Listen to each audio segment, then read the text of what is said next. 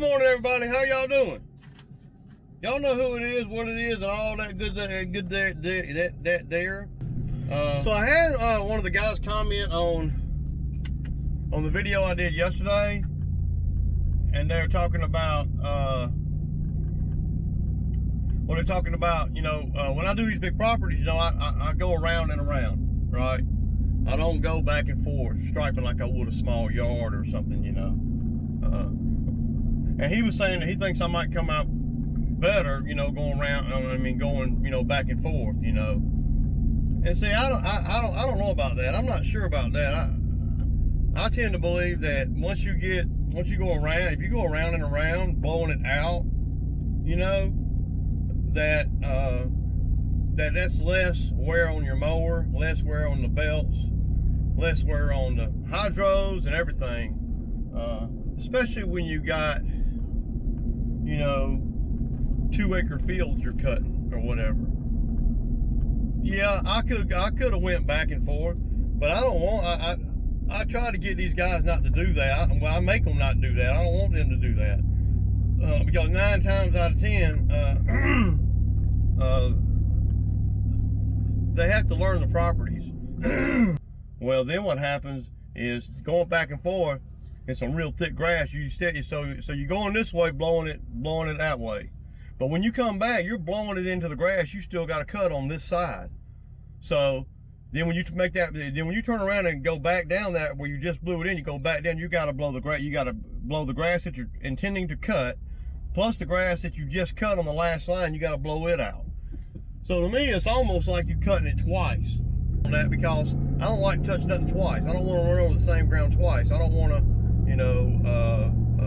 I certainly don't want to tax the mowers, especially when you got guys on there that are learning the machines and learning the properties and everything.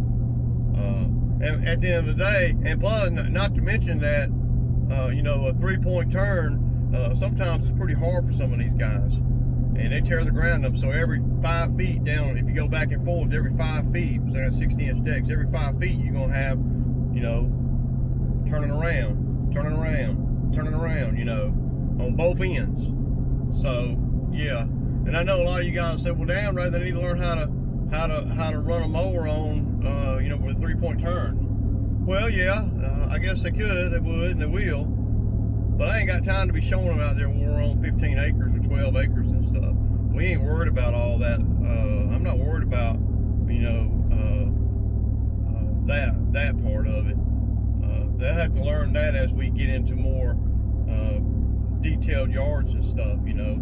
And I do try to get them to be easy on the turns when they're making a turn. But if you're going around and around a field or square or whatever, and you're on the outside blowing it out, to me, that seems like it's a win-win-win. It's not as hard on. This is my opinion. I don't know. I mean, you guys some of you guys might know a lot more about this than I do. I'm just going off of just my experience and what I perceive to be common, you know, just common sense, really. If you're going around and around blowing it out, that means you never have to touch that grass again that you blew out. If you go back and forth, you steady cutting the same grass twice, steady. I mean, and you're harder on the hydros. I know it's got to be, and I don't see how, and I might be wrong. Y'all can please somebody tell me. I don't see how going back and forth is faster, because at the end of every run, you got to turn around and go back, turn around and go back, turn around and go back, turn around and go back. When you're going around and around, you're in one fluid motion. You don't really stop. And I know that the mowers that I have, you know, they're designed to go forward, y'all. That's what they're designed. That's when they're at their most efficient, when they're going forward. You know, not when they're in a turn, not when they're, you know, trying not to mark up the line and mark up the fields, you know. And not that that would be a big deal, you know. I just think it's faster, and especially when you got guys working for you, they don't have to do a lot of thinking. And that's what you want out there. You don't want these guys out here learning these mowers, learning these properties. You want to show them what to do and make sure they don't miss a spot and that kind of thing. And that's what going around and around doubles. I'll go around one time and then bam, I do like that to them, and they know to cut that. You know, I mean, you go back and forth. You might miss a stripe around a tree. I mean, I just think it's faster. Go round and round, and less wear on my mower belts, less wear on the hydros, and less wear on Ray's brain, y'all. Just saying. So y'all, y'all leave me some comments, man, because I'm curious to know what you guys think. Man, I might be wrong.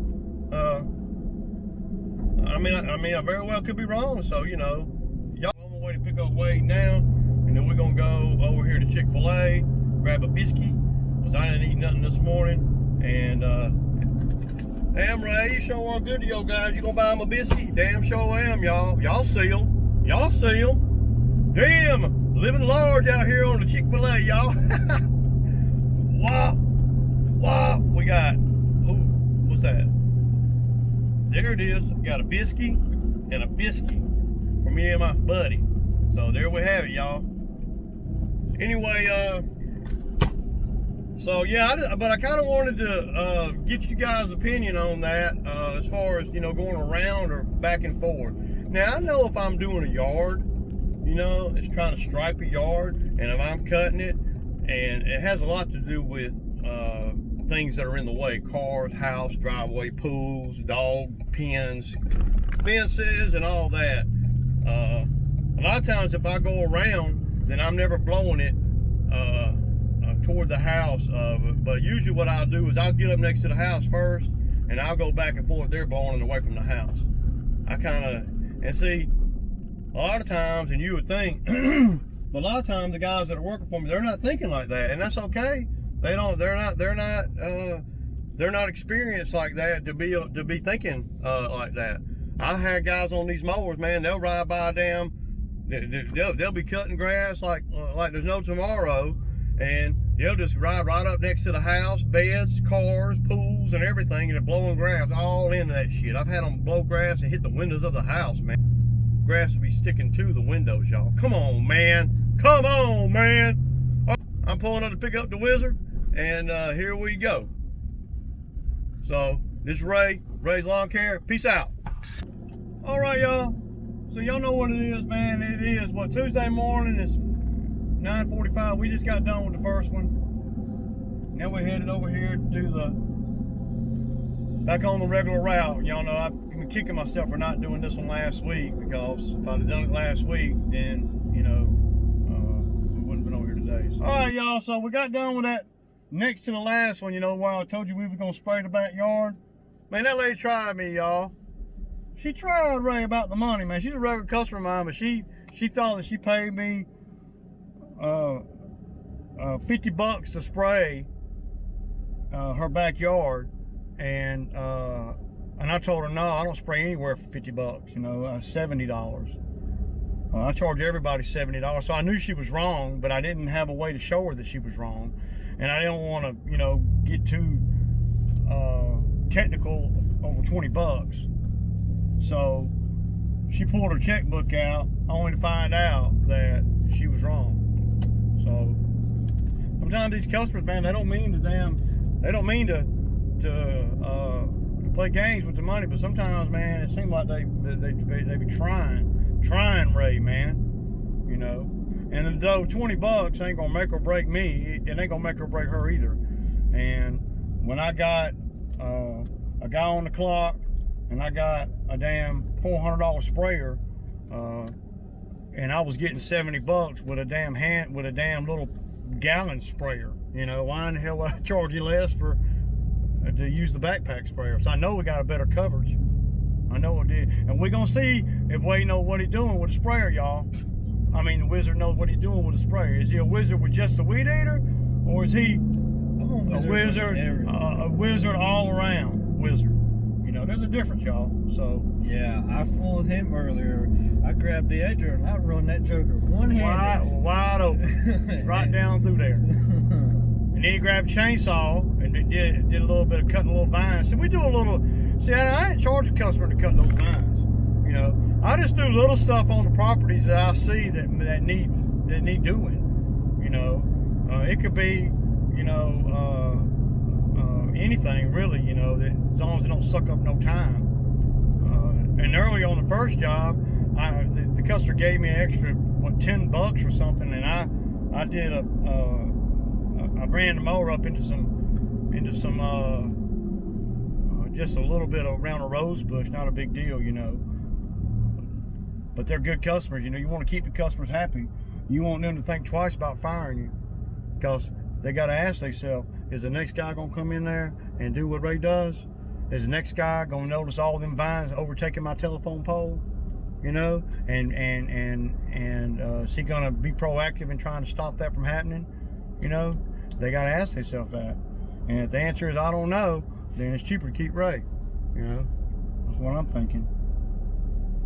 But anyway, we worked it out, and she ended up giving me what I was supposed to get. But I spent 15 minutes talking to her about, you know, and if I'd have spent 5 more minutes there, then I'm losing $20. So I was thinking that the whole time I was talking to her too. I'm thinking, man, we keep talking about this $20 difference here. I need to go and just swallow that 20 and just keep going, man. It's costing me 20 to stand here and talk to you about it. Yep. You know. But anyway, she's good, really cool, man. She's a great customer. She's good people. Her husband a few years ago, he's the one that hired me about 8 years ago, and then about 4 years ago he killed himself. So yeah, he had PTSD. He had PTSD from he'd been over in Afghanistan and stuff. A big shout out to all the military out there, y'all. Appreciate y'all, man, for real. Big shout out, and a big shout. Well, I'm shouting out. Let's do a shout out for all the medical people that are looking out for everybody on this virus, y'all. Big shout out for that, man. Big shout out for all the paramedics, the nurses, the doctors, the hospitals, and all the support staff, man. You guys are rock, man, for real. Big shout out to you guys, man, because y'all are doing things that y'all are really superheroes for real, because you're taking a chance on, you know, catching a virus that'll kill you, that can kill you. You know, that's pretty mind-blowing, man. Anyway, big shout out to all you guys. And this is Ray Away. We'll kick back with you, man. Peace out.